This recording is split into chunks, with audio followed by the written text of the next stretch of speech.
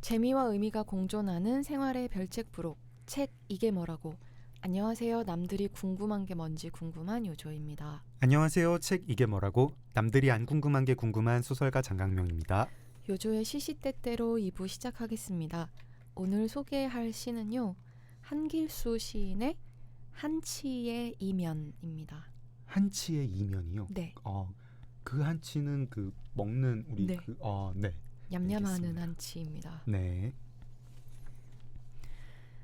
한치의 이면. 한치 가까워진 동서고속도로. 백두대간 속 깊은 터널 빠져나오자 양양 속초 중간쯤 작은 어촌에 닿았네. 대포항 비릿한 한쪽 한치 연암은 말이 나무젓가락 입에 물고 눈 부릅뜬 채 바다의 흰 뼈를 발라내고 있네. 한치 손질하던 아바이 마을 아짐에 끌어당기면 고향에 다다를 수 있을까? 갯배에 올라 당긴 밧줄이 휴전선보다 길겠네. 대포동 미사일에 놀랐는지 한치가 털어놓는 바다의 흰 뼈는 기다림에 증발한 허연 심장이거나 부스러지는 기도의 지문이겠네. 한치의 앞이 평생보다 긴 이데올로기 낡은 터널 지나면 삐라처럼 반겨주는 고향에 닿을 텐데 고향의 뜬구름조차 담아내지 못한 중력이 상실된 불의의 실향 한치 앞을 내다볼 수 없네. 저는 처음에는 그냥 한치회 먹고 싶다 뭐 이렇게 했는데 은근히 무거우시네요. 네, 그리고 진짜 뭐랄까 오늘 소개할 그 책이 네. 굉장히 풍성하게 다 들어있는 그러네요. 압축되어 있는 느낌이 드는 시이기도 했고요. 네. 그래서 오늘의 시시때때로 준비해봤습니다. 알겠습니다. 1부에 이어가지고 2부 대한민국 도슨트 속초편을 동아서점의 김영건 대표님과 함께 이야기를 해보겠습니다. 대표님 나와 계시네요. 반갑습니다. 안녕하세요. 안녕하세요. 네. 대표님 혹시 이 시를 전에 들어보신 적이 있으신가요? 아니요, 처음 들어봤습니다. 그렇습니까? 네.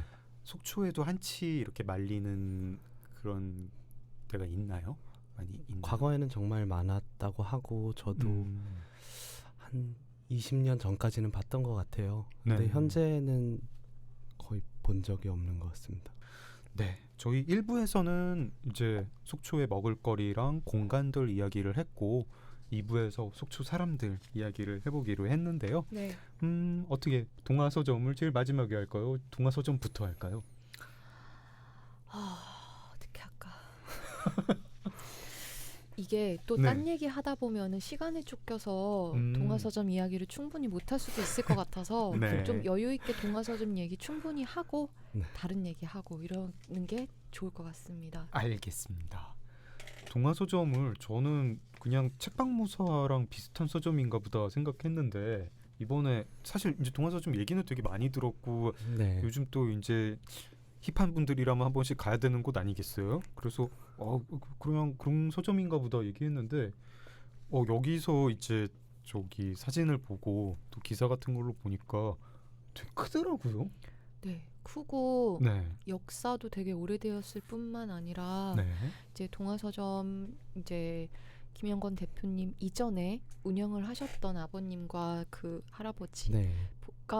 되게 속초에서 되게 중요한 중요하신 분이었더라고요. 네. 그래서 뭔가 나도 그냥 간단하게 그냥 속초를 대표하는 서점이라고만 생각했는데 그 역사를 네. 들여다보니까 훨씬 더 속초의 중요한 공간 그리고 사람들이었다라는 거를 좀 알게 됐어요. 네. 네. 저희 사실 뭐 이제 대표님의 동아서점 이야기는 따로 책이 나와 있는데 당신에게 말을 건다라는 네. 책으로 나와 있고 있고 거기에 이제 조금 더 자세하게 있는데 저희가 그래도 역시 속초하면서 동화서점 이야기 빼놓을 수 없고 또 대표님 집안 이야기도 너무 재밌고 해서 여기서 압축적으로 한번 말씀 들어보겠습니다. 네. 이거 시작부터 역사부터 한번 들어볼까요? 네. 저희 동화서점은 1956년도에 저희 할아버지께서 네. 개점하셨는데요. 당시에는 동화문구사라는 상호로 개점을 했습니다. 네. 네. 그러니까 문구사였고 서적을 일부 겸하고 있었던 거죠. 당시에 아리랑이랑 명랑 같은 그런 잡지가 있었다고 해요. 50년대 중후반에. 네. 그런 잡지들을 소량 취급하고 있었던 문구점이었고 60년대 후반에 상호를 동화서점으로 바꾸고 본격적으로 서점업을 시작하셨어요. 네. 그런데 그 70년대에 이르러서 할아버지께서 저도 정확히 이유는 잘 모르지만 건강도 악화되셨고 서점 경영도 악화되었다고 알고 있어요. 네. 그래서 70년대 후반에 아버지께서 서울에서 속초로 내려가셔서 네. 할아버지 뒤를 이어서 서점 운영을 시작했고 그때부터 동화서점이 본격적으로 속초의 동네 서점으로 자리매김하기 시작했습니다. 네. 그러다가 80년대 90년대는 뭐 저희 서점뿐만 아니라 대한민국 모든 서점들의 호황기였죠. 네. 잡지나 만화책, 참고서 이런 문제집들이 굉장히 많이 판매되던 시기였고 그 시기를 지나서 2010년도에 또 다른 동네 서점들과 마찬가지로 침체기를 겪기 시작했어요. 네. 그래서 제가 속초의 동화서점에 합류하게 된 2014년에는 네. 손님이 정말 거의 없던 그런 정말 작은 어떤 도시에 가면 있는 동네 서점 같은 그런 서점이었어요. 네. 그러다가 2015년에 리뉴얼을 해서 현재까지 운영해 오고 있습니다. 네. 처음에 이제 서울에 계시다가 네. 이제 운영을 하자 그래서 이제 아버지의 부름을 받고 오신 건데 어쨌든 본인이 원해서 온 건 아니잖아요. 아버지가 제가 원해서 왔습니다. 그런가요? 네네. 그러니까 아까 제안은 하셨는데 네네네. 네, 제가 원해서 그 제안을 받아들인 거죠. 네. 그렇구나. 그래서 혹시 그다지 내키지 않았는데 이게 사라지기에는 너무 이제 오래되고 유구한 공간이고 아버지가 부탁하기도 해서 그래서 얼결에 맡게 된 것은 아니었을까 하고 여쭤본 거였는데 너무 제 위주로 생각했나 봐요. 아니 그러니까 이제 사실 유주님처럼 생각을 저도 하고 있었는데 이제 이런 이야기잖아요. 원래는 네. 그러니까 어릴 때부터 나는 이 서점을 물려받을 거야 이런 마음이었던 거는 아니고 대표님이요.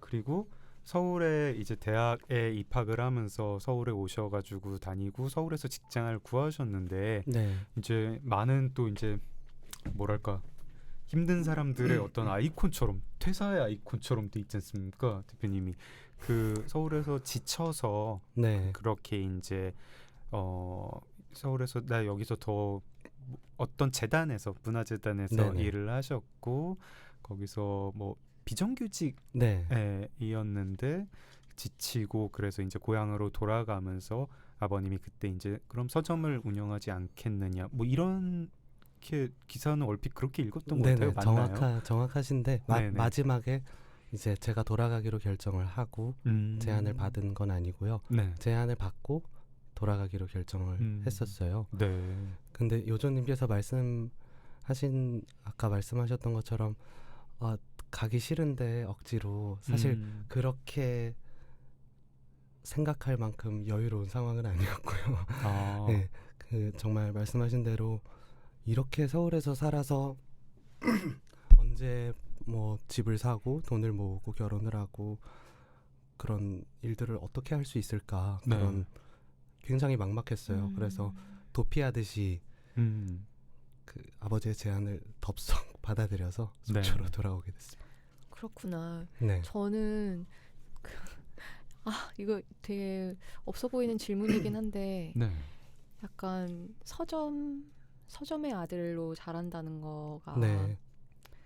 약간 누구나 학창 시절에 네. 문제집 사야 된다고 하면서 부모님한테 돈을 좀 필요 이상으로 받아내지 않습니까? 그래요? 왜 나만 그런 사람 만들어? 그 이제 엄마 나 뭐 어디 문제집 사야 되는데 이제 예를 들어서 문제집이 10,000원이다. 네. 근데 15,000원이래 이러면서 약간 좀 더 받아냈잖아요. 문제집 말고 학용품도 많은데 왜 굳이 그 문제집으로? 그래서 이제 네. 내가 공부한다. 아, 그러니까 이제 돈을 더 지갑에서 돈 꺼내기 더 수월하게 하는 네. 수단으로 되게 좋잖아요.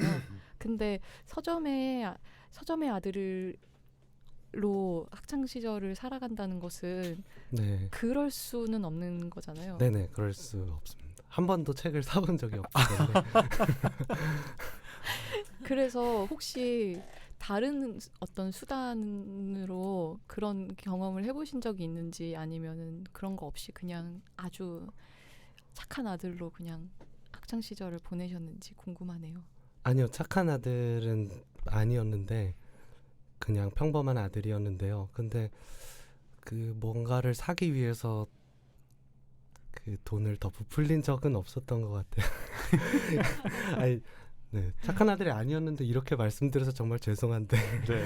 근데 정말 그런 기억은 없네요. 근데 헌책방에다가 책 팔지 않았을까요? 응? 헌책방에다가 지금 옆에서 오. 막 여러 가지 음모론을 헌책방에 이제 파본을 막 판다던가 아니면 네. 그 같은 반 친구들한테 야 내가 조금 10% 좀 싸게 내가 제공할 수 있다. 그래서 막 이렇게 그렇게 해서 부수입을 올린다던가 그런 적도 없으신가요? 네네, 그렇게 해서 부수입을 자꾸 올린 나만 적은 없는데. 이상해지잖아. 나만 아니 근데 나쁘네. 제가 대부분 헌책을 봐야 됐기 때문에 네. 그 손상되거나 이런 책들이 다 저의 몫이 되기 때문에 그 헌책방을 또 한 달이 더 갈 필요 없이 아, 제가 항상 헌책을 봤었습니다. 야, 또 아니요 그 얘기가 아니라 이제 새 책을 가져다가 헌책방에 팔아서 돈을 얻는다는 아. 말씀이었던 거예요. 근데 왜 여기 무슨 뭐 청문회장이에요? 왜 근거도 없는 의혹을 단지 서점 주인의 아들이라는 이유만으로 막 이렇게 막 근거 없는 의혹을 제기하고 막 증인 한번 답변해 보세요. 그랬구나. 네, 그런 적은 없네요. 네. 그렇구나. 이게 저였다면 뭐 되게 열심히 빼돌렸을 것 같아요. 이렇게 저렇게. 그게 저기 착한 아들은 아니고 풍족한 아들이었을 수도 있어요. 아, 그랬을 수도 있겠네요. 네. 네. 근데 이제 아까처럼 이제 대표님이 이제 속초로 가신 이야기도 사실 이제 기사로 접해 들은 네. 거고 이후 이야기도 저는 이제 기사로 읽은 거라 가지고 이게 맞는지 아닌지 좀 이제 설명을 들어보고 싶어요. 네, 기사로 읽기에는 동화서점 이제 그 리뉴얼 이야기가 네, 굉장히 어떤 동화 같은 우리가 다 꿈꾸는 아, 동화 같은 이야기처럼 들렸어요. 뭐 이제 아들이 20대 아들이 서울에서 상처를 받아서 지치고 그리고 이제 속초라는 도시로 돌아왔는데 그리고 이제 낙담해 있고 하는데 그 서점은 굉장히 장사가 안 되는 상황이고 네, 또 아버지와의 사이도 사실 뭐 나이든 남자가 아버지랑 같이 있으면 서먹서먹 하잖아요. 그리고 한 공간에서 같이 일을 한다는 것도 서먹서먹한 일인데 근데 이 서점을 리뉴얼을 하는데 어떤 독립출판 위주로 독립출판물의 성지라는 별명을 듣게 또 이제 학습지나 이런 거 과감히 그런 방식이 아니라 어떤 정말 책의 본령을 얘기하는 그런 서점으로 만드는 작업을 아버지와 아들이 함께 하고 그랬더니 놀랍게도 그 서점에 찾아오는 사람들이 늘어나면서 여기가 굉장히 다시 살아날 수 있게 됐고 네, 또 이게 동화가 되려다 보니까 하필 또 그 서점 고객과 또 서점 아들은 사랑에 빠져서 네. 결혼을 하게 됐다. 뭐 이런 이야기로 동화 같은 이야기를 이해를 하고 있었습니다. 어떤가요? 맞나요? 일단 말씀하신 것 중에서 틀린 부분은 찾지는 못하겠네요. 다 맞는 말씀이신 것 같아요. 네. 다만 일단은 독립출판물의 성지라고 회자가 되는 부분은 네. 조금 뭐라 그래야 되죠? 조금 맞지 않는 부분도 있는데 네. 그거는 왜냐하면 독립출판물이라는 것에 대해서 사람들이 각자가 가지고 있는 정의 내리는 방식이 다 다른 것 같아요 현재. 그래서 저희 서점에 대형 서점에서 흔히 보기 힘든 책들이 많이 진열되어 있어서 네.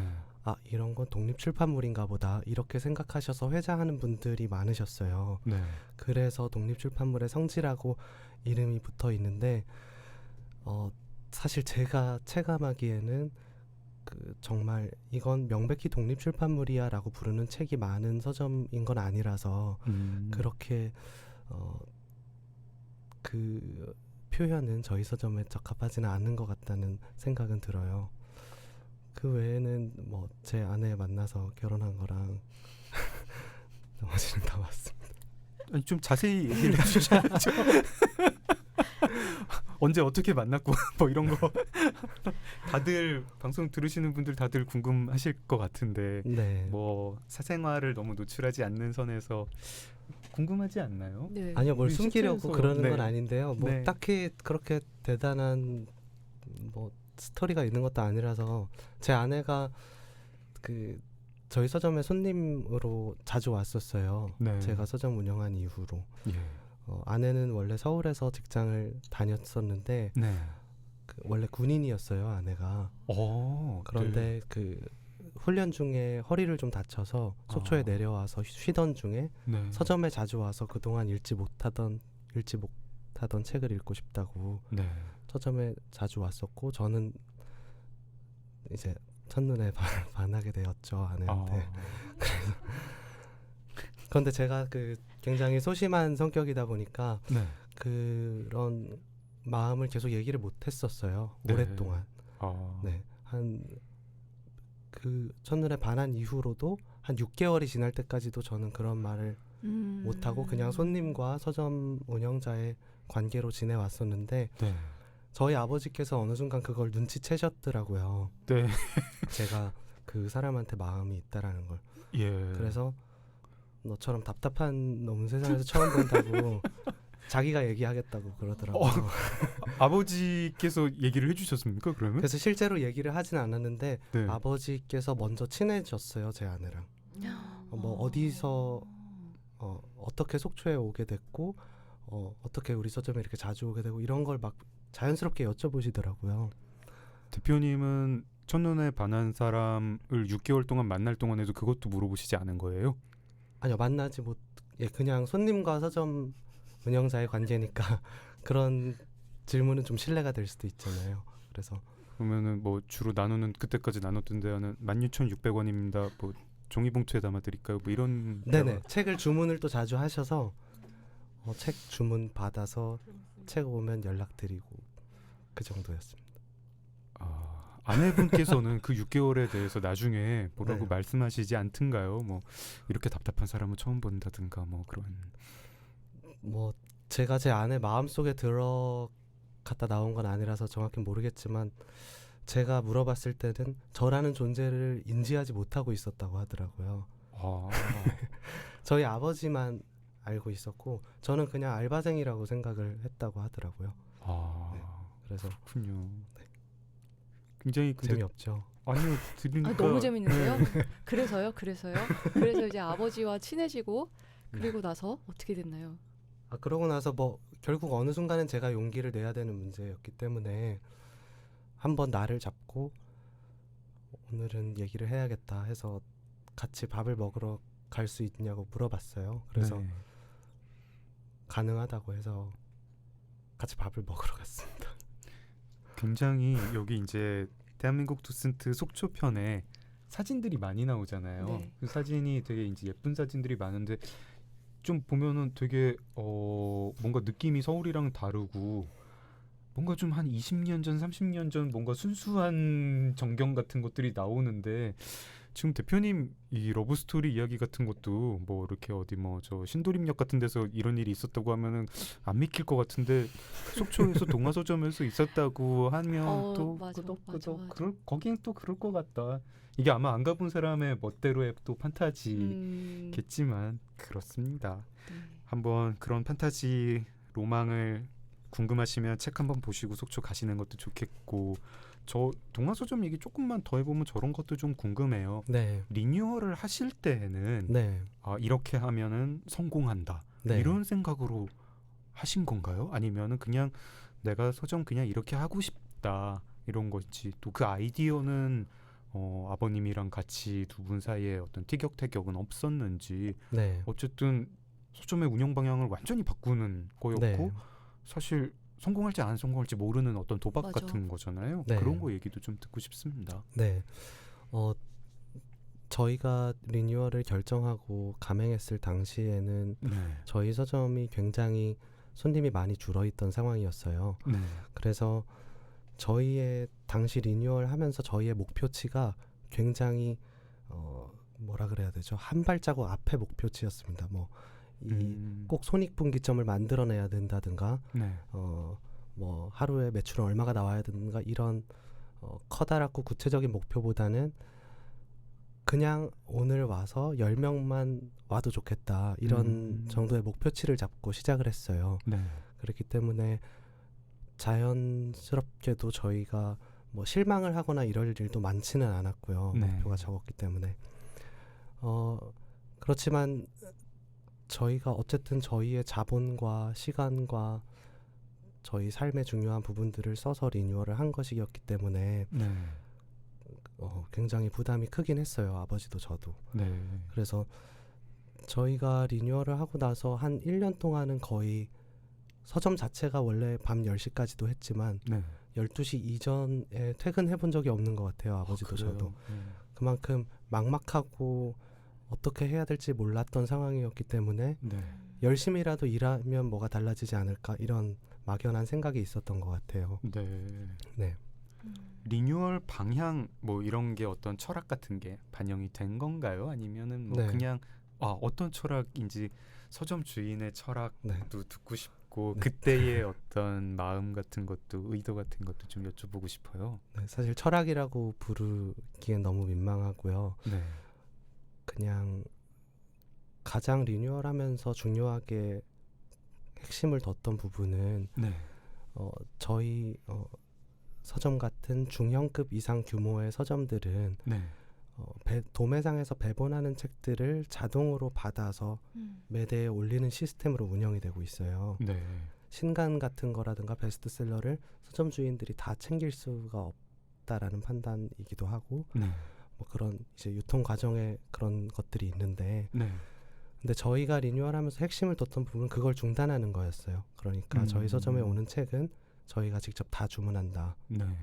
우리가 소개하고 싶은 책들을 소개하고 우리 서점을 찾는 분들이 원하는 책들로 구비를 해놓는다라는 그런 부분을 가장 중요한 점에 뒀습니다. 그렇군요. 그래서 저는 되게 궁금했던 것이 그 책방의 큐레이팅이었는데요. 네, 아무래도 말씀하신 것처럼 책방의 사이즈가 결코 작지 않기 때문에 네, 그래서 그 어떤 책을 큐레이팅하는 역할 분담 같은 것이 아버님과 대표님 그리고 이제 아내분도 같이 서점에 계시잖아요. 네. 그래서 그런 어떤 역할 분담 같은 것이 있는지 아니면은 이렇게 혼자서 다 그런 것을 결정하시는지 되게 궁금했어요. 일단 일반적으로 가장 손님들께서 많이 찾는 책들, 뭐 문학이라든가 네. 뭐 인문, 예술, 뭐 취미 실용서 등등 전부 저 혼자서 담당을 했었어요. 네. 하지만 저희 서점은 오래전부터 종합 서점으로 운영되어 왔기 때문에 사실은 그런 책들만 있는 건 아니었거든요. 저희 아버지께서 바둑책이라든가 사주나 관상에 대한 책들 이런 책들 찾으시는 어르신들도 굉장히 많기 때문에 네. 아버지께서 지금까지도 그런 책들을 담당하고 계세요. 저는 한자도 잘 읽지 못하는 한자가 많아서 그런 책들은 대부분 한자로 제목이 되어 그렇죠. 있거든요. 사주책 이런 거 되게 네. 어렵. 그래서 그렇죠. 아직도 읽지 못하는 제목들도 많고 네. 또 아내가 합류한 이후로는 그 아내가 과학을 굉장히 좋아해요. 네. 과학책도 많이 읽고 그래서 과학 분야랑 취미 실용 분야를 아내가 담당해서 지금은 하고 있습니다. 네. 이렇게 이제 동화 서점도 그런데 그 되게 여기서 소개되는 어떤 다른 이제 사람들 이야기를 하자면은 네, 뭔가 계속 판타지가 막 속초에 대한 판타지가 쌓여요. 뭔가 치유의 땅인 것 같고 뭔가 좀 이렇게 부부가 함께 일하면 뭔가 좋은 기운을 받는 곳 아닌가 막 이런 생각도 들고 가업 네. 이어가는 곳도 있고요. 한데 저한테 이제 되게 눈길이 왔던 거는 그 완앤송 하우스 레스토랑이랑 칠성 조선소였거든요. 아, 네. 한 곳은 리뉴얼을 가업을 이어가서 또 리뉴얼을 해서 약간 업종이 이제 네. 조선소가 아니지만 그리고 또 거기도 부부가 하고 완앤송 레스토랑은 서울에서 지치신 분들이 내려가셔서 또 부부가 하시는데 또 잘 되고 이래서 두 곳도 좀 설명 듣고 싶습니다. 완앤송 하우스 레스토랑부터 할까요? 네. 여기도 되게 얘기만 들으면 무슨 동화 같은 스토리죠. 네. 그러니까 완앤송 하우스 레스토랑의 경우에는 정말 말씀하신 대로 서울에서의 생활이 너무 지쳤고 네. 특히 아이가 태어나면서 저도 아이가 있어서 그런 생각을 많이 하게 되는데 네. 아이하고 함께 보낼 시간이 너무 적은 거예요. 음. 특히 서울에서 직장 생활을 하면 정말 그렇게 되잖아요. 네. 그래서 그게 가장 싫었다고 해요. 아이하고 함께 있을 시간이 없다라는 것이. 네. 그래서 이주를 결정했는데 네. 제주도로 원래 결정을 했는데 제주도의 땅값이 너무 계속 시시각각 올랐다 보니까 이게 네. 5년 전이니까요. 그래서 그 속초로 자주 힐링하러 오셨다고 해요. 두 분께서. 네. 속초로 이주할 생각은 못 하시고 예. 그러다가 어느 순간 우리 왜 속초로 올 생각을 안 했지? 음. 라고 이렇게 머리를 한 방 맞은 것처럼 그런 생각을 하시게 되셔서 속초로 이주를 결정했고 또 집에서 아이와 함께 하면서 일을 할 수 있는 네. 그런 그 식당이지만 그 주택이 같이 있어서 그런 구조를 만들어서 일을 하시게 되셨고요. 이분들이 재밌는 게 메뉴판을 보면 그 주력 뭐라 그래야 되죠? 그 정체성, 시그니처 메뉴 정체성이 없다라는 그런 생각이 들어요. 본인들도 저희 메뉴는 정체성이 없어요라고 말씀하실 정도로 그게 쌀국수도 팔고 함박 스테이크도 팔고 타코라이스도 네네, 파시고 맞습니다. 네. 다 맛있는데 네. 근데 그분들께서 본인들이 하고 싶은 일을 하기 위해서 이주를 한 것이기 때문에 네. 본인들이 만드는 음식도 본인들이 좋아하는 음식, 잘 만들 수 있는 음식을 만들자. 사람들과 함께 나누고 기쁘게 장사하고 싶다라는 마음에서 그래서 그 메뉴들도 정체성은 없지만 그런 쌀국수, 타코라이스, 함박스테이크 이런 메뉴들로 구성이 되어 있어요. 네. 또 쌀국수 같은 경우에는 굉장히 입소문을 많이 타서 서울에서 쌀국수 먹으러 오시는 분도 많다고 하시더라고요. 네. 되게 그 신기한 느낌인 게 그 이분들은 그 장소도 그 완앤송 하우스 레스토랑 장소도 네. 뭐 막 무슨 뭐 상권 분석하고 이런 게 아니라 우린 영랑호를 좋아하니까 영랑호 옆에서 반드시 하겠다. 네. 그리고 쌀국수가 먹고 싶으니까 내가 먹고 싶으니까 쌀국수를 하겠다. 네. 그랬는데 그리고 뭐 손님이 그것도 동화서점 비스무리하게 10명만 손님이 하루에 와도 좋겠다라고 네. 했는데 소문이 나서 이제 소문난 맛집이 됐고 이거 무슨 속초의 역사인 것 같은데 심지어 가자미 식혜나 아마이 젓갈도 그런 식으로 시작을 한 네네, 속초 맞습니다. 요리라면서요. 네. 와, 신기합니다. 그러니까 보통은 이제 뭔가 할 때 사람들이 뭘 좋아할까? 네. 그러니까 우리한테 초점을 맞추는 게 아니라 사람들한테 초점을 맞춰서 좀 따라가려고 많이 네. 노력을 하는 편인데 네. 속초에서는 이제 철저하게 본인들 위주로 음. 우리는 뭐 하고 싶은가, 네. 우리는 어떻게 하고 싶은가 본인 욕구에 충실하고 그리고 거기에 이제 사람들이 이제 매력을 느껴서 이렇게 쫓아오는 네. 그런 현상이 일어나고 있는 신기한 땅이네요. 신기한 땅이네요. 아니 또 그렇지 여기도- 않은 것도 많이 그렇지 있어요. 않은 것 아, 같아요. 그런가요? 제가 비정한- 그런 곳만 취재한 것 아. 같습니다. 비정한 상권의 그 골목 혈투 뭐 이런 거는 안 나오신 건가요? 칠성 조선소 네. 얘기도 들려주세요. 네. 칠성조선소는 정말 특이한 곳이죠. 조선소로 속초의 거의 최초의 조선소로서 세워졌던 곳인데 네. 이곳이 지금은 뮤지엄이라든가 뮤직 페스티벌도 하고 공연장으로도 이용이 되고 또 카페도 같이 겸하고 있어요. 네.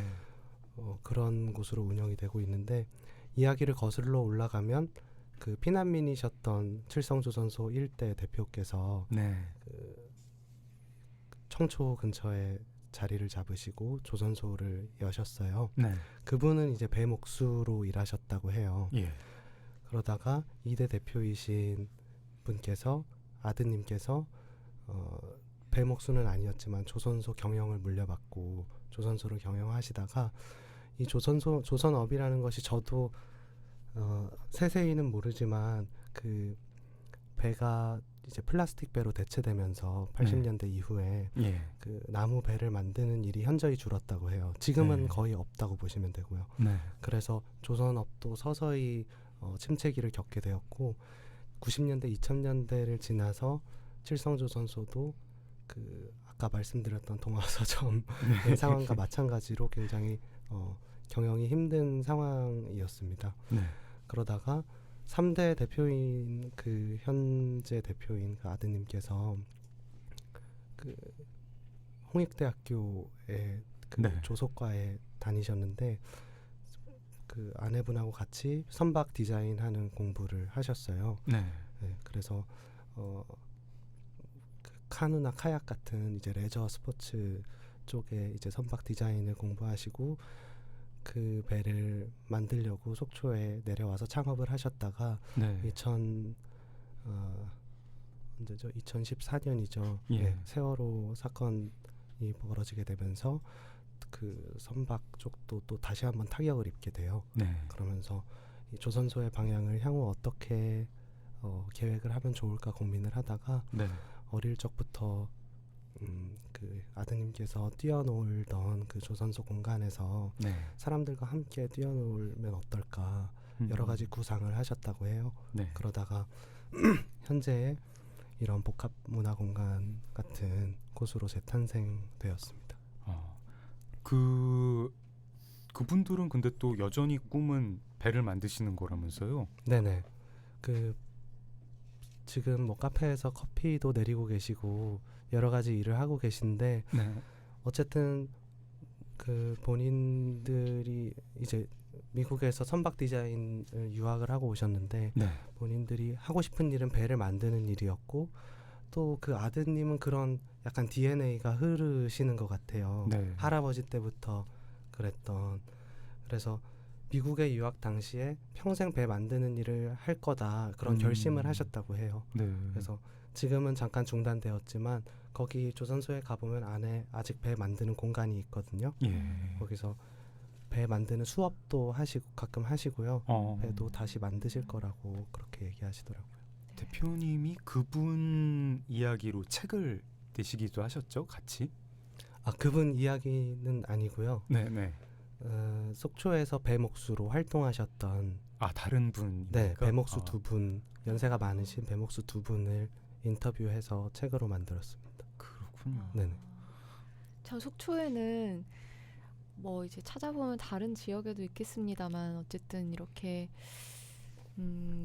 대표님한테 얘기를 들은 바로는 동아서점도 그렇고 네. 칠성조선소도 그렇고 그리고 네. 언뜻 나온 그 동아서점 맞은편에 있는 떡볶이집도 그렇고 약간 대를 이어서 네. 내려오는 그런 느낌이고 사실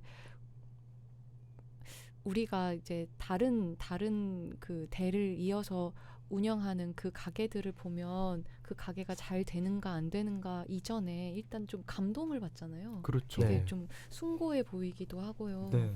그래서 그냥 괜시리 좀 응원하게 되고 그런 마음이 드는데 이제 그런 생각이 좀 저는 계속 불쑥 드는 게 따님한테도 동아서점을 이제 향후 너는 이제 너는 여기를 이어받아야 된다. 약간 이런 그런 게 이제 또 이제 계승이 되는 것인가 하는 그런 생각을 하게 되는데 어떻게 생각하시는지요? 제 딸이 현재 3살이거든요. 네. 근데 그 어린이집에 보내질 않고 있어요. 저희는 네. 그래서 하루 종일 서점에 있어요. 제 딸은 아침에 일어나서 네. 저희 퇴근할 때까지. 어. 근데 이 어린 아이들이 자라는 걸 보면 부모님이 하는 걸 따라하게 되거든요. 행동을.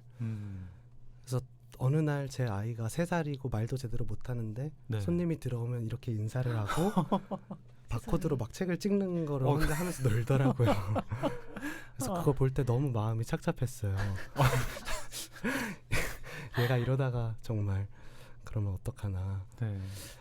사실 정말 웃으면서만 말씀드릴 수 있다면 좋겠지만 현재 대한민국에서 서점업이라는 것이 굉장히 약한 기반 위에 서 있어요. 네. 어떤 서점이 언제 문을 닫아도 이상하지 않을 정도의 그런 상황이거든요. 그래서 이런 상황을 제 딸이 겪지는 않았으면 좋겠다고 물론 생각을 하죠. 네. 하지만 본인의 DNA에 들어있거나 본인의 그런 본인의 결정은 알아서 할 거라고 생각합니다. 네. 저는 이제 또 지금 유주님이나 저나 그 약간 다크호스의 노예 신세를 아직 못 벗어났잖아요. 계속 속초 맞아요. CS에 대해서 들을 때마다 다크호스의 도시인가? 충족감을 추구하는 사람들이 이렇게 자기 하고 싶은 대로 하면 성공하는 도시인가 싶고 속초시가 이렇게 책 앞에 나오는데 인구가 8만 명 조금 네. 넘더라고요. 그래서 저는 8만 명이면 그게 인구가 어느 정도 되는 거야? 작은 거야? 큰 거야? 잘 헷갈려가지고 제가 사는 동네 신도림동이랑 구로동이랑 보니까 그 동 두 개 합하면 8만 명 되는 것 같아요. 네. 그래서 서울의 동 두 개, 뭐 신도림동, 네네. 구로동 둘 다 인구가 많은 동이긴 한데 네. 그렇구나. 근데 아마 제가 신도림동, 구로동을 돌아다니면 이렇게 사랑스러운 현장들이나 뭐 사람들을 쉽게 못 발견할 것 같은데 그건 아마 동네 문제도 약간은 있겠고 저의 문제도 있을 것 같아요. 어떤 그런 눈을 가진 사람한테만 보이는 거 아닌가. 실제로 이 책 읽으면서 네. 장 작가님도 그렇고 저도 그렇고 우리가 이런 식으로 서울의 어떤 한 공간을 얘기할 수 있을까라는 질문을 던져봤거든요. 네. 근데 네. 못 그럴 것 같은 거예요. 왜냐하면 속초에 비해서 서울이라는 도시가 가지고 있는 네. 그 뭐라 그러죠? 복잡함이랄까. 네. 그리고 또 지나치게 빠르기도 하고요. 네. 정작 고심해가지고 뭐 서울 뭐 마포구 연남편 해서 뭔가 내가 만들었는데 거기 들어간 가게들이 막 2개월 뒤에 예. 없어지고 이렇게 되는 게 너무 당연한 네. 도시고 그리고 또 아까 장 작가님이 스치듯이 말씀하셨지만 서울 출생이 자기 고향을 그렇게 낭만적으로 고향이라고 그렇게 안 되잖아요, 잘. 네. 네. 저는 서울에서만 이렇게 2년 이상 산 구가 뭐 7개쯤 될 거예요. 네. 강북구, 뭐 도봉구 뭐 해가지고. 그러니까 뭐 고향은 속초예요 하면은 거기에서 주는 네. 되게 따뜻하고 되게 막 낭만적인 그런 아우라가 있는데 저 그냥 서울에서 태어났는데요라고 하면 그냥 그냥 되게 얄팍하게 느껴지고 괜히 그 얄팍한 도시도 아닐 것인데 괜히 그렇게 여겨지고요. 네. 그래서 좀 이것도 좀 배부른 소리일 수 있겠지만 이렇게 약간 좀 서울의 어떤 씁쓸함이랄까 그런 느낌을 저는 좀 슬쩍 받기도 했습니다. 저는요 옛날에 신문 기자일 때 한 20회 정도 연재했던 제가 기획해서 연재했던 기사가 있어요. 영화 속의 서울이라는 기사인데 나중에 책도 냈거든요. 네네. 근데 이제 어떤 영화에서 그 서울을 배경으로 서울의 어떤 거리가 배경인 곳을 찾아가지고 이제 거기 영화 얘기랑 그 거리 얘기를 약간 녹여가지고 썼는데 쓸 때는 되게 재밌고 좋았어요. 근데 그때 안 게 서울 진짜 빨리 바뀌어요. 진짜 빨리 바뀌어서 영화도 그렇게 오래된 것 같지 않은데 이미 거기가 그렇지가 않은 거예요. 그리고 그걸 연재했을 때랑 지금은 또 달라져가지고 아예 없기도 하고. 맞아. 네. 예를 들어서 저런 거 접속 마지막에 영화 접속에 네. 전도연 씨가 피카디리 한석규 극장. 네, 네. 굉장히 기다리는 데 있잖아요. 밤 될 때까지 기다리는 거기 되게 맞아. 영화에서 아름다운 장소잖아요. 근데 제가 이미 갔을 때 그게 없어요. 거기 완전히 리모델링 해가지고. 그리고 그 뭐죠? 봄날은 간다에서 그 유지태 씨 할머니가 계속 뭐 이렇게 가는 기차역 있잖아요. 네네네. 구파발이었나요? 구파발은 아니고 거기 수색역. 아 맞다. 수생역인데 수생역도 그 사이에 리모델링해가지고 그냥 되게 현대식 지하철역이 돼 있고 뭐가 좀 이렇게 정취가 좀 있으려고 하면은 맞아요. 이게 다 다 거세되고 재건축하고, 예. 거세되고 거세되고. 그래서- 그러니까 뭘 찾을 수가 없어요. 낭만을 네. 찾을래야 찾기가 너무 힘들고. 네 그리고 저는 이 책에 좀 불만이 하나 있어요. 아 예. 무슨 불만인가요? 너무 저 되게 안주가 먹고 싶게 하는 불만. 그거 일부에서 얘기했고, 계속 먹고 싶어가지고. 맞아. 그리고 저 그 이제 그 얘기 많이 들었거든요. 강원도가 그 뭐냐 서퍼들의 네. 그 성지? 네네. 그래서 네. 제주도도 서퍼들이 되게 많은데 네. 근데 이제 그 사람들이 항상 하는 얘기가 강원도가 진짜다. 약간 이런 얘기를 많이 네. 하더라고요. 그래요. 네, 그래서 저는 이제 속초편 보면서 약간 그런 얘기가 있을까라고 슬쩍 기대를 했는데 없어서 좀 섭섭했어요. 아 이게 왜냐 하면은요. 네. 변명은 아니고요. 그 시와 군이 다 이렇게 분리가 되어 있잖아요. 네. 네. 근데 엄연히 따져보면 그 서퍼들의 성지는 양양이라서요. 아. 저도 그 얘기를 쓰고 싶었는데 양양과 고성의 이야기는 쓸 수가 없겠더라고요. 속초시에 속하질 않아서. 아. 또 그렇구나. 그걸 속초시에 속하게 써버리면 거기에 대해서 이제 그 불만을 양양군 가지- 쓰셔야 되는 또 그렇죠, 대한민국 예. 도슨트 작가님이 약간 또 그 우리 또 이렇게 계속 동네 정권 침범하는 거 굉장히 싫어하지 않습니까? 그런 네, 그런 속초 문제가 자체는 서퍼랑 크게 그게 발달한 그렇구나. 곳은 아니라서, 네.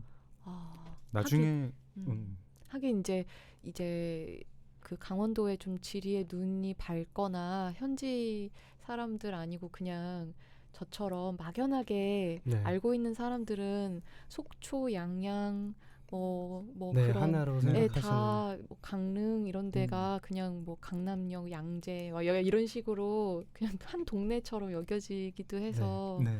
엄연히 따지면 다르군요. 네. 그렇구나. 이제 불만은 네, 해결됐네요. 용서합니다. 자, 뭐 마무리를 할 시간인데 오늘 이 내용을 듣고 뭐 이렇게 속초 한번 가볼까? 뭐 1박 2일로 가고 싶다 하는 분 위해서 이렇게 한번 대표님께서 코스를 한번 짜주시면 어떨까요? 자생식물원 포함해서 어떤 코스로 저녁엔 뭘 먹고 점심엔 뭘 먹고 뭐 가는 거는 고속버스 타고 가는 게 제일 나은 거죠? 네, 서울에서 교통편이 서울에서 올 수 있는 방법은 고속버스, 시외버스밖에 없어서 아, 네. 그렇고. 자가용이 아니라면 그렇게 네. 오셔야 됩니다. 아, 그리고 뭐 거기 이제 고속도로 굉장히 잘 뚫린 걸로 돼 있는데 막히지는 않죠, 가을이면은. 성수기에는 약간 막혀서 3시간 조금 넘게 걸렸는데 네. 지금 저도 속초에서 방금 버스를 타고 서울로 왔거든요. 네. 2시간 10분이면 딱 도착을 하더라고요. 가깝네요. 네. 그리고 그래서 네. 가면 점심은 뭐 먹을까요? 점심이요. 순댓국? 네, 일단 점심으로는 순댓국도 추천하고 싶고 이게 사실 여기 질문에 없어서 지금 약간 머리가 잠시만요. 네. 저기 그거 먹어도 되죠. 떡볶이 먹어도 되죠. 떡볶이. 네, 저는 제가 그냥 이 책을 읽고 추천을 한다면 네. 일단 오셔가지고요. 그 터미널에서 책방이 그렇게 멀지 않으니까. 네. 아. 네, 그래서 책방에 가서 이제 책 좀 구경하고 네. 뭐 이제 한두 권 사는 것이 중요해 또. 음. 한두 권은 이제 결제를 하고 네. 그리고 이제 내가 산 책이 얼마나 재밌나 이제 슬슬 이렇게 보면서 볼 요량으로 네. 바로 맞은편에 그 맛집 떡볶이집이 있어요. 아, 그 횡단보도만 건너면 되거든요. 원래 또 떡볶이 먹으면서 책 읽는 게 또 제맛이죠. 그럼요. 그래가지고 가가지고 이제 떡볶이 또 즉석 떡볶이니까 좀 이제 데우고 조리하는 시간이 또 들잖아요. 네. 그동안 이제 책 좀 이렇게 훑어보고 이렇게 하다가 이제 또 여기저기 좀 구경도 하고 이렇게 네. 하다가 저녁엔 어딜 가느냐? 구수엽 앞에서 소주에 진짜 싫다. 잠깐만. 네. 거기 어디죠? 책에 나왔는데 그날의 메뉴로 아, 그 네네. 해주는 제가 정말 좋아하는 심야 곳인데. 식당 같은 그런 네. 공간이 있다고 하셨는데 음. 제가 진짜 이거 보고 막 검색하고 위치 알아보고 가려고 네. 엄청 조사했거든요. 거기 어. 어디죠? 내일은 네가 쏴라라는 이름 상호의 야식집인데요. 동아서점에서 꽤 가까운 거리에 있습니다. 근데 정말 그 주인장께서 그날 공수해온 재료들을 야. 앞에 전시를 해두시고 네. 이거를 어떻게 먹고 싶다라고 말씀을 드리면 그렇게 요리를 해주세요. 지금 이 코스는 그러니까 다 터미널에서 내려서 그냥 걸어서 아무 부담 없이 갈 수 있는 네네, 코스들이고. 그렇습니다. 야, 그냥 저는 이럴 것 같아요. 그냥 저 뭐 토요일이나 일요일에 늦잠 자고 그냥 오후에 가서 뭐 한 3시쯤 출발해가지고 5시에 도착하면은 서점에서 책 사고 떡볶이로 저녁을 먹은 다음에 바로 출집 가가지고 하고 그 다음에 이제 구수역 앞으로. 아니 이 계속 얘기하니까 너무 정말 찰떡이 되어가고 있어. 그렇네요. 어느 순간 네. 구수역 건물하고 네. 장강명이 막 지금 찰떡처럼 네. 붙어가고 있다. 여기 이렇게 입술에 떡볶이 국물도 좀 묻은 채로. 그렇습니다. 네. 그날은 좀 우울하게 보내고 다음 날은 뭐 영랑우도 보고 뭐 네. 우아하게 리프레시하는 마음으로 인생을 리뉴얼해서 돌아오는 그런 치유의 코스. 음. 음. 정말 책 쓰시느라고 고생 되게 많이 하셨고요. 그리고 이제 책이 서두에도 나왔습니다만 속초에 대한 책이 없었다. 네. 그래서 그동안 속초에 대한 책을 추천해주고 싶어도 추천해주지 못했다라고 네. 적혀 있는데 이제는 이 책이 있다라고 얘기할 수 있다는 거. 네. 그리고 일단 그 점이 저도 굉장히 이제 기쁘고 그 의의가 네. 굉장히 이제 큰 것 같아요. 그래서 이 속초라는 책을 시작으로 이제 계속해서 시리즈가 나오잖아요. 네. 뭐 진짜 뭐 춘천이나 뭐 통영 뭐 이런 데는 뭐 있을 수도 있겠지만 진짜 뭐 신안이나 네. 뭐 진짜 진주 이런 곳은 진짜 책이 없을 것 같아요. 네. 속초처럼. 네. 네, 그래서 진짜 각 지역마다 그 지역을 대표할 수 있는 그런 책이 계속 많이 사랑받았으면 좋겠다는 생각이 드네요. 네. 네, 이렇게 잘 출발선을 끊어주셔서 너무 감사합니다. 저야말로 감사합니다. 네. 대표님 개인 계획 같은 거 마지막으로 좀 여쭤볼까요? 또 혹시 새로운 책 준비하시는 게 있으실까요? 올해 말에 여러 서점들하고 공저로 준비하고 있는 서점에 관련된 책이 한 권 있는데요. 네. 사실 그거 이외에는 아직 계획을 잡아둔 것도 없고 네. 제가 사실은 이 책을 집필하느라고 저희 서점에 어쩔 수 없이 많이 소홀하게 된 측면이 있어요. 네. 그래서 마치 제 아이를 잘 돌봐주지 못한 부모의 마음처럼 저희 서점의 구석구석을 볼 때마다 조금 이래도 되는 걸까라는 생각이 들었던 적이 많았거든요. 네. 그래서 당분간은 서점 일에 좀 집중을 하고 싶습니다. 알겠습니다. 서점 일 하시다가 또 이제 좀 이렇게 뭐 책 쓰고 싶은 마음이 들거나 아니면 서점도 굉장히 효율적으로 조금 시간 좀 덜 들여도 더 이렇게 잘 운영되게 하는 방법을 개발하시거나 뭐 남의 일이라고 참 너무 쉽게 얘기한다, 그죠? 대표님의 책을 보고 싶은 마음에 네. 그렇습니다. 오늘 나와주셔서 너무 감사드리고 제 개인적으로는 네. 일단 제가 한번 가서 얘기했고 네. 이번에 대표님 와서 말씀해 주셨잖아요. 네. 이제 내 차례라는 거 다시 네. 네, 다시 이제 저를 불러주시기만을 기다리면서 네, 책을 저 곧 나오거든요. 아, 네. 아무튼 떡볶이. 아무튼 근간 떡볶이도 예정. 나오고 네. 임경선 작가님하고 같이 아. 공저한 네네. 책이 또 나와서 네. 임경선 노안일기. 작가님하고도 네네. 이제 친하시잖아요. 네. 그러니까 이제 연락 달라는 말씀 꼭 드리겠습니다. 드리고 싶습니다. 오늘 어떠셨어요? 사실 팟캐스트라고 해서 제가 많이 듣는 편은 아니지만 좀 이렇게 짜여진 대로 진행이 되는 거라고 생각을 했어요. 네. 근데 어느 순간 제가 이거를 아예 볼 필요가 없게 되어버리고 정말 두 분께서 그냥 저랑 이야기하듯이 얘기 나눠주셔서 너무 편안하게 즐겁게 그런 시간 보낸 것 같습니다. 감사합니다. 네. 저희도 너무 재밌었습니다. 뭔가 약간 좀 이렇게 그 책에서 느껴지던 어떤 그 순수하고 약간 좀 그런 로맨틱한 기운 같은 게 속초에서 대표님이랑 같이 좀 왔나 봐요. 약간 러브 스토리도 너무 재밌고 네. 네, 아버님이 이어준 사랑. 네. 네. 인사 나눌까요? 그러면 네. 이것도 뭔가 약간 속초스럽다. 세련되지 않은 결말. 네, 오늘 나와주셔서 너무 감사합니다, 대표님. 네, 감사합니다. 고맙습니다. 저희도 이제 마칠 순서입니다. 한국의 땅과 사람에 관한 첫 번째 이야기가 대한민국 도슨트 속초 편을 통해서 이렇게 나왔습니다. 이 책 정말 잘 읽었고요. 계속 많은 사랑 받았으면 좋겠습니다. 끝으로 책의 내용 읽어드리면서 인사드리겠습니다. 도시 안내자로서 시작한 일의 첫 단계는 다름 아닌 내가 도시 여행자가 되는 것이었다. 이 책이 독자에게 전해지기 이전에 누구보다도 먼저 나 자신이 속초의 구석구석을 걷고 공부하고 발견하고 이해해야 했다. 그 발견의 과정이 놀랍고 경이롭기만 했던 건 아니다. 그렇게 땀을 흘리고 어깨가 뻐근해진 동안 속초라는 두 글자가 어느새 내 몸과 마음에 흔적들을 남겼다. 누군가 내게 어디에 사냐고 혹은 고향이 어디냐고 물어보면 망설임 없이 속초라고 대답하지만 나는 과연 속초를 안다고 말할 수 있을까? 안다는 것의 의미가 눈을 감고도 어떤 대상을 정확하고도 자세히 설명할 수 있는 상태라고 한다면 나의 몸뚱이는 속초에 있지만 속초를 안다고 말해서는 안 될 것이다.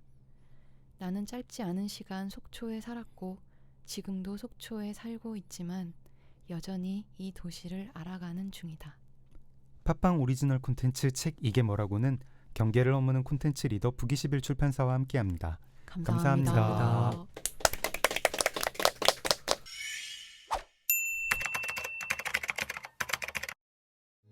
정말 이게 뭐라고 정말 이게 뭐라고 정말 이게 뭐라고 고고고고 이게 뭐라고